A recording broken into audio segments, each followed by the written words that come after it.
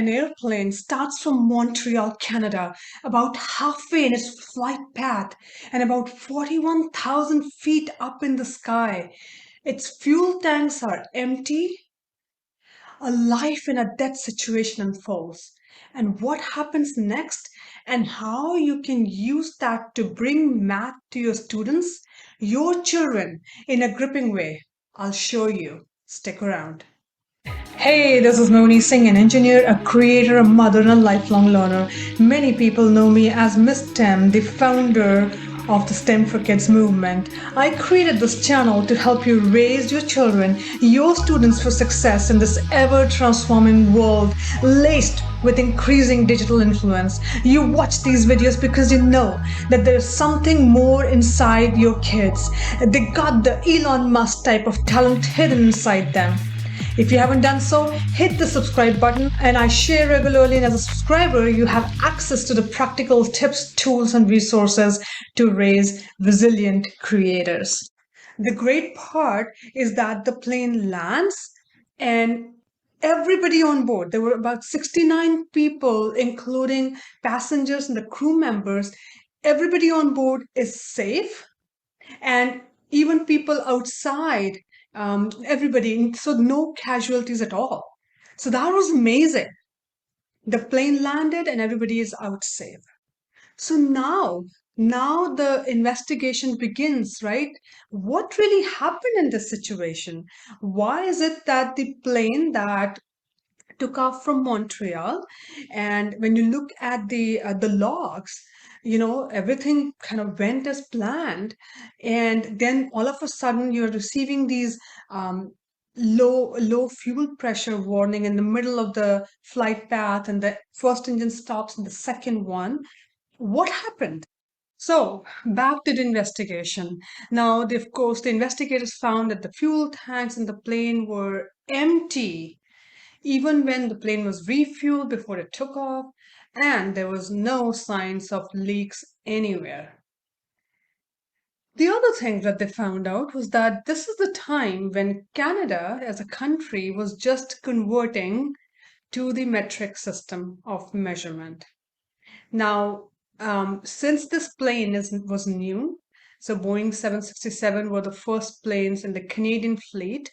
And because they were new planes, they were already calibrated for the metric system, which means they were measuring in liters and kilograms versus gallons and pounds. So that was the case with these new Boeing 767 planes, whereas all the other aircrafts in Canada were still operating with the old system of pounds. Now, here's the kicker. The plane needed 22,300 kilogram of jet fuel. And the maintenance record showed that they did put 22,300. Yeah, I think you're getting the drift, right?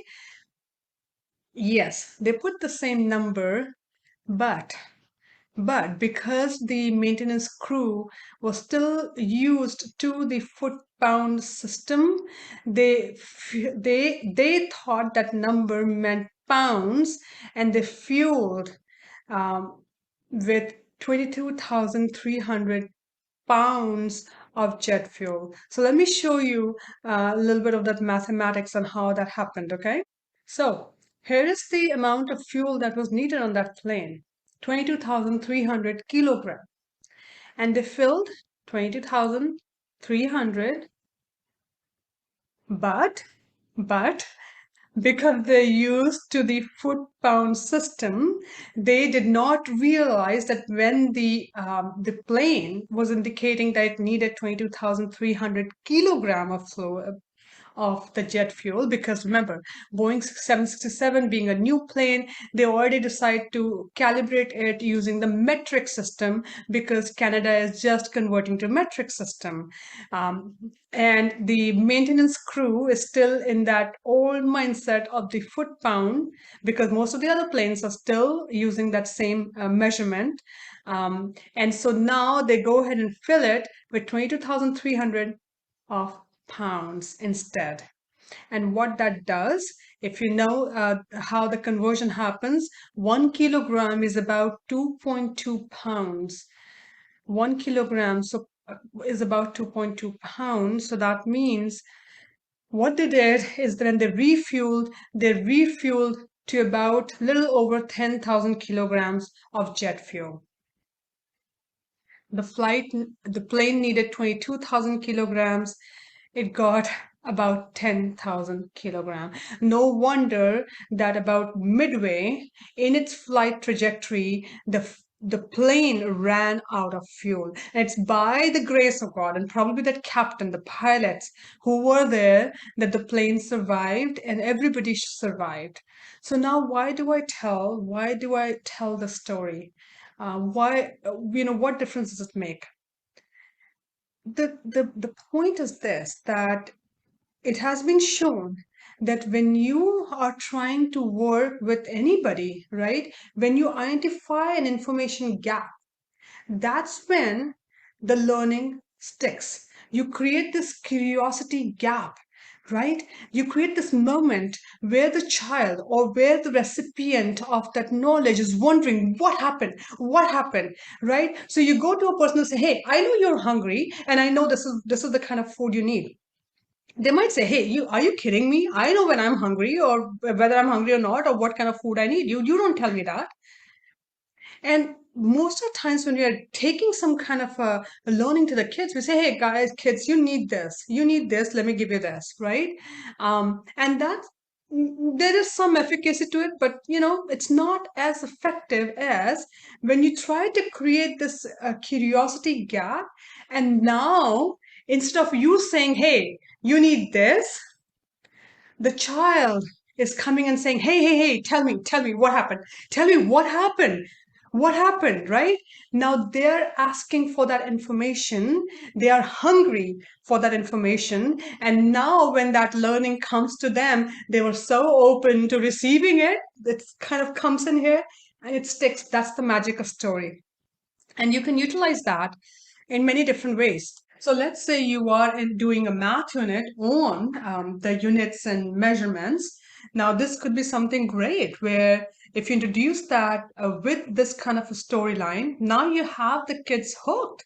They're listening. They're very eager to understand, why are the units so important and what kind of a difference and impact that they can make. And in this particular example, I did walk you through, telling you the story and then telling you about what happened and getting into the unit conversion issue that was involved here. Now, in this storyline, I also had another opening where I was talking about the fact that the captain utilized a maneuver called the forward slip, and this is where he did things to increase drag on the plane and reduce the lift. Now, this could be a time you could actually pick on this strand right here. And if your focus was around teaching kids about the aerospace principles, the aerodynamics principle. Now, this could be a time where you can talk about, okay, let's look into the various forces that impact a flight, right? And drag being one, lift being one, and how certain maneuvers can impact why these forces are important, number one, to the flight, and how you can manipulate some of these things in order for the plane to go up or come back to the ground. So many different ways that you can take this and again weave in a way that the children become curious and hungry for the information that you have there, that you're trying to share in this process. So keep creating those curiosity gaps. Use stories to get that learning stick. Hey, now that you have watched this or heard what I just shared, go ahead and subscribe to the channel if you haven't done that yet. And also, depending on which platform you're on, go ahead and give me a 5-star rating or like and comment. And also share this resource with your friends and relatives so that they can also get their hands on all this valuable information that I'm sharing. Now, one more thing, I am giving away my 7 C's a blueprint for raising successful children. So if you have not gotten a copy yet, go ahead and do that right away. You can go to www.raisingresilientcreators.com. The link is down in the description. So go ahead, click on it, and get that resource. It's a very valuable resource that can help you with your priority of getting your children on the pathway towards success. So with that, again, subscribe to the channel and go ahead and get that resource right away.